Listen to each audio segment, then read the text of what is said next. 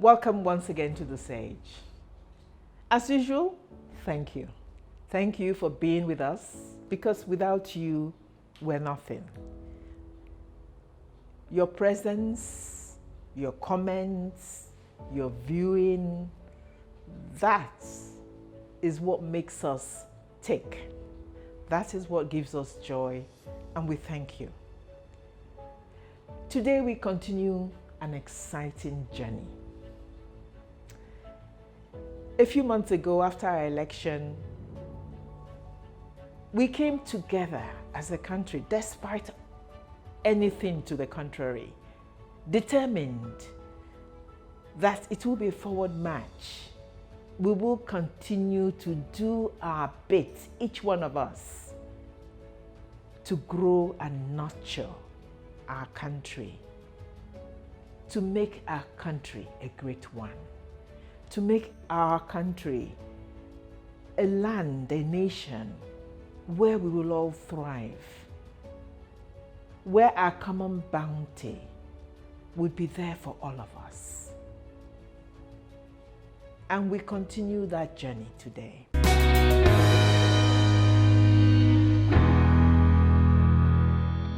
In the past few episodes of The Sage, we looked at important elements, things we consider are critical for nation building.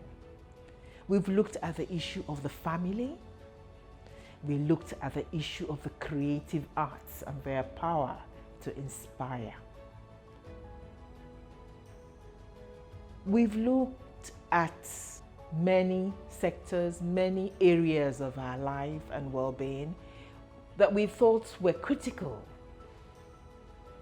that involve many of us, and will indeed aid the concept of nation building. And so we considered the role of the family in nation building. We discussed the role of religion that is so important to all of us in nation building. We looked at the place of creative arts, recognizing their power to inspire. We looked at the importance of education in building us as a people, in building our nation. Today we go on to something as important, as critical, as crucial: the issue of business, enterprise in our country. Business, perhaps why business? There are some questions that are largely rhetorical. Why not business? It seems obvious that business is indeed a cornerstone of nation building. Why? The answers are so obvious. A country that has a thriving, strong business sector will do so many things for itself as a nation and for its people. Good business, successful business would of course foster economic growth. It would foster innovation and creativity. It will lead to infrastructure development, trade and exports. It will generate tax and revenue to strengthen the country's economy. Skills and training will be an offshoot of good business. Social welfare. It will provide jobs. It will help us cater for our people. Indeed, it will bring political stability, because where business is thriving and people are cared for, we will be confident enough to embark on stable politics. It will enhance our global standing. It will support national security. I could go on and on and on. There's so many potentially good results of good business.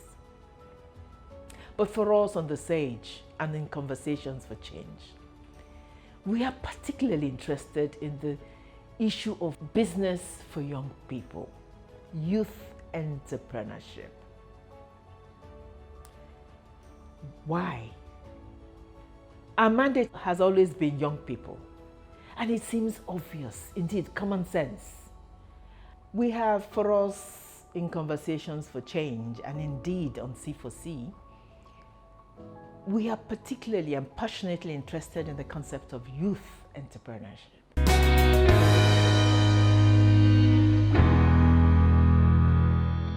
A country that has a significant proportion of its young people as an integral part of the entrepreneurship movement is a country bound for nothing but greatness. They form the cornerstone of the country. You see, it is common sense. Our young people are today and are tomorrow. Everything we have talked about in terms of the benefits of business, of entrepreneurship, is amplified when the entrepreneur is indeed a young person. Why? They are more innovative. They are there on top of things, new ideas for their business. Young people are more competitive. Important characteristics of good business. Their skills will develop, and that is what every country wants. Unemployment will be reduced because our teeming population of young people without jobs would decrease. They will provide jobs for themselves and jobs for other young people. Young people are resilient. They are adaptable. Young people are on top of technology. They will move with the times. They will compete better on the global sector. Young people effective in business would indeed affect our culture. They will also have a cultural impact. I could go on and on and on. Young people are today and are tomorrow. They have more years to devote to running their successful businesses than we old ones have. The bottom line is that it is common sense that we invest in our young people and support them to be successful entrepreneurs. They also form the majority of people in this country. And therefore, anything that thrives in a teeming population of young people is and does spell progress. So join us in this exciting discussion and quest for making business in this country as young people centered as possible. We're going to bring to your attention today on set an amazing young person who we think has made it in terms of all the characteristics we describe as a potential for a young entrepreneur. Stay with us, you will enjoy it.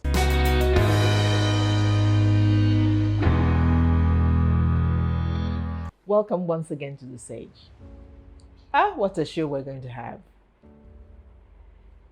It's one that needs all of us to just sit and reflect because of its sheer importance. But before then, I had promised to introduce you to a truly amazing and remarkable young man. A person who we felt fitted every criteria we wanted when it comes to business, to successful entrepreneurship in a young person, a legacy of it. And so join me in excitement as I introduce you to Mr. Chika Chukwuemeka Ugwuoke. Thank you. Thank you, Dr. Ketch. A pharmacist, Yes. a professional par excellence, a young man. He may not agree, but from my vantage point, he's a young man. I look at him and I know, without his telling me, that he's probably the age of my first son. So we're very proud to have you on set. Thank you Very much. proud of your accomplishments, which is what prompted us to ask you indeed to come and share your life, which has inspired us, with our guests as well. Thank you. Chika, welcome to the set. I'm a very informal person, so after Thank having you. said that first one, I shall be calling you Chika. Yes, that's my domain. So I'm comfortable with that. But so Thank that you. our guests can begin to understand, let me just read your bio, a short one. It's a lengthy one that I have in front of me, Okay. but I will just scroll from it. Okay. Chika is from Nsukka local government area in Nigeria. He's a pharmacist, an experimental therapist, and an entrepreneur. And I usually add par excellence. I have reason for that. He went to University of Nigeria, University of East London, and indeed to University of Oxford. So in terms of educational training, it's amazing. It's so credible. He came back to Nigeria and worked at the National Hospital Abuja, Abaja Area Council, both in the FCT between 2002 and 2004, again before leaving in 2005 for further education. As Chika would put it, he says, I cut my entrepreneurial teeth in the pharma industry, working with Day Lewis PLC, one of the fastest growing retail pharmacy chains in Europe, where he rose from the position of an intern to become a manager within just 2 years. He won several awards, meeting set targets of the National Health Services of England for the community pharmacy industry. He was part of the Pioneer Strategic Forum of the Lewis Group in London in 2011. And that group shaped the growth strategy that massively transformed their spread in the UK market, leading to the acquisition of parts of major businesses like Boots and Lloyd's in the UK. Chika is the founder of NUGAP, an acronym for Nsukka Unemployed Graduate Assistance Projects, a platform used to create job opportunities for job seekers and groom budding entrepreneurs. This is music to our hearts on the stage and on C4C. He has a wealth of experience. He's a young man of great courage. And so to have him here on set to share some of his journey and indeed to share how he has survived and continues to survive.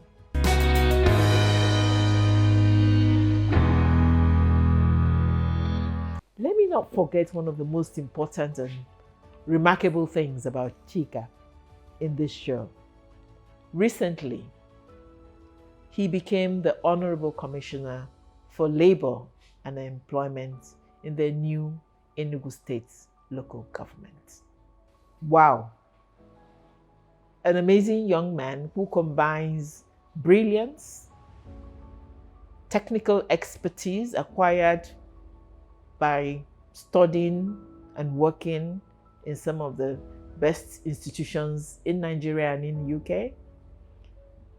A very, very successful entrepreneur as the CEO and founder of MaxCare Pharmaceuticals, but also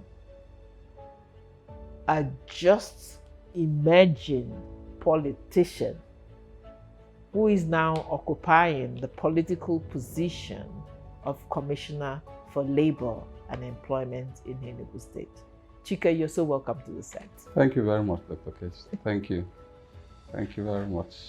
And now, payback time. Yeah. Share with us, our audience, how have you done all this? Let me start by asking, why pharmacy? the many, many educational laurels that you have, wonderful institutions that you have been to and so on, what led to it? Why pharmacy? What is your journey? Thank you very much, Mommy Ketch, as I prefer to call you. It is quite humbling being invited to your very popular program, which of course I'm a fan of, with the lineup of guests that I've seen here in the past. It is quite a humbling experience to be sitting here as a guest at this stage. So thank you for the opportunity. My story is one that I always feel excited to tell, more so in this kind of environment where I know that what you do at C4C is such a wonderful job that deserves that people hear this kind of story to also inspire them, just the way I was inspired. I have a story about my life that is, it's been one of steady movement. From childhood, I think my experience as a child became the propelling factor that has been driving me till today. I was exposed to rough challenges at a very early age. I was born to a large family. My father was a teacher. My mom was a petty trader. But unfortunately, after my 4 years on earth, I lost my mother. Oh. So my father then took over. Really? Being the father and the mother, and we were lucky he married another wonderful woman. But he was still trying to fill that gap that had been created, that biological gap. So he gifted all of us with 3 wonderful gifts.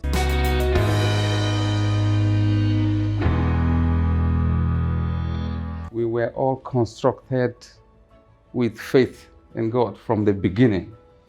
From the start, we knew no left or right. It was just focus on God.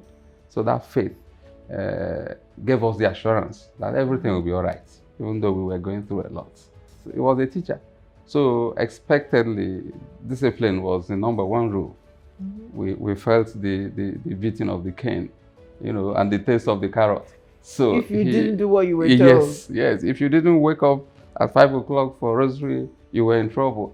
If you were sleeping during prayers, you get a whack. So all those shaped us. You could export that discipline to every other thing you did in your life. And most importantly, he did do well to give us the gift of education. So equipped with these 3, I think I was prepared to face life and inspire for success right from my primary school. Of course, because of his profession, their rewards awaited them in heaven. So we didn't afford much. We didn't have the privilege of affluence. So at that early stage, we had to learn how to struggle to survive. That was the word we used. Don't forget, we are a family of 11. 11? Yes. 11 children? 11, yes. Wow. So I am the 7th child. So the responsibility to also look out for my younger ones who were following me closely was also there at that early age. So I tasted, I wouldn't call it absolute poverty, but I needed things that I couldn't get because they weren't affordable. So how do I get that? I have to augment my father's own struggle to provide it for myself. So, around me, I was quite conscious of the fact that the world is stratified. There are people who are here, there are people who are there, and I had to choose. This is where I am, but I want to go there. So what is the route? Of course, I have already been given the relevant trainings by my dad. So if you have to get to the other side, you need to work hard, you need to be disciplined, you need to be prayerful. And then coupled with education. So I I started looking. Can I just, don't lose your thought, but let Yeah. me re-echo what you just said. Yeah. You have to work hard. Yes. You had to be disciplined. Yes. You had to be prayerful. Yes. I think those are profound insights. And I say it because I want all our viewers, particularly the young people out there, to listen to your story, because I can see many of them relating to that. Yeah. Our country is tough at this point in time. Many of our parents, as much as they love us, cannot provide. Yeah. But for you, there was an even greater handicap. Yeah. That of losing your mother at a very tender age. Yeah. But you did it. Yeah. And you are sharing the things that drove you. Hard work, discipline, prayerfulness. And let me add some determination and brilliance, of course, and so on. So wonderful, because when we hear these kind of examples, then we know, and I personally, as a mother and a grandmother, turn to my young viewers in particular and say, you can do it. Yeah, that's the spirit. You can do it. Despite all the hardships, we can complain, we can blame government, we can blame anybody we want, but we can still do it if we're determined to do it. Absolutely.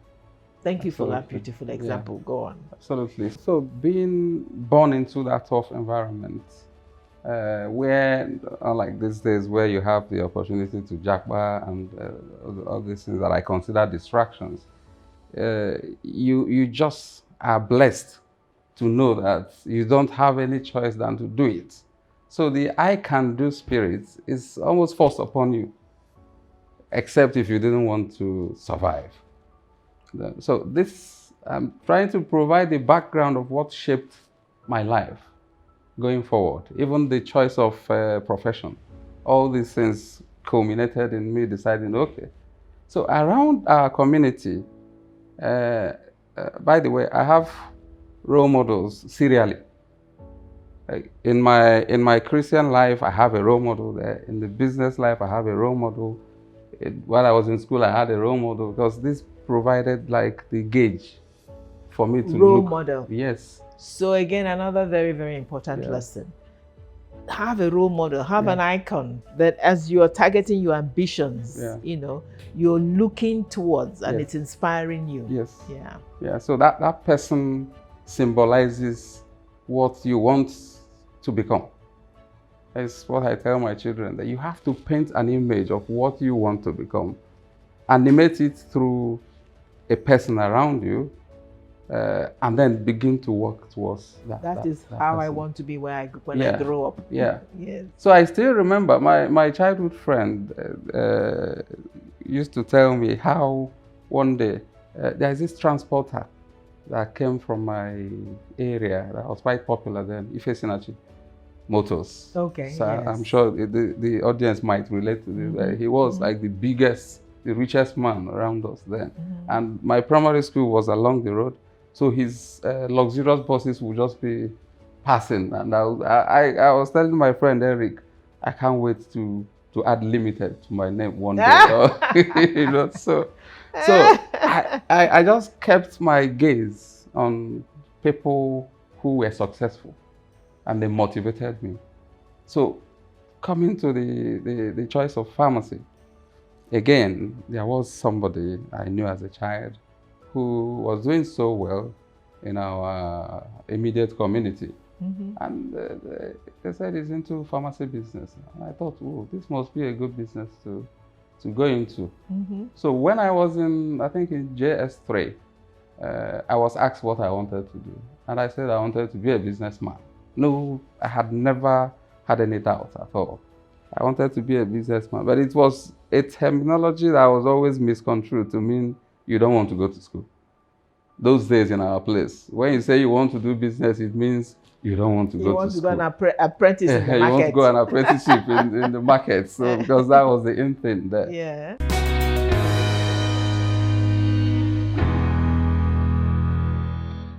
Thank you for being with us on The Sage.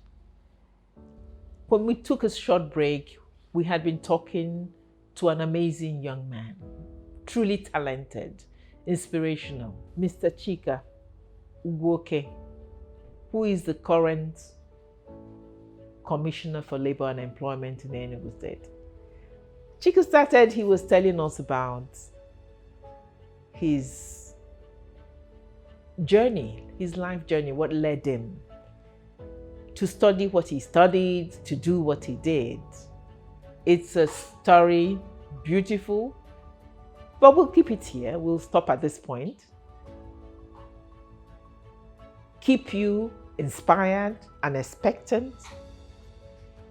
And so tell you to hang on with us next week as we go on listening to this amazing young man tell his story. Thank you once again for being with us on The Sage, and do see you next week as we continue.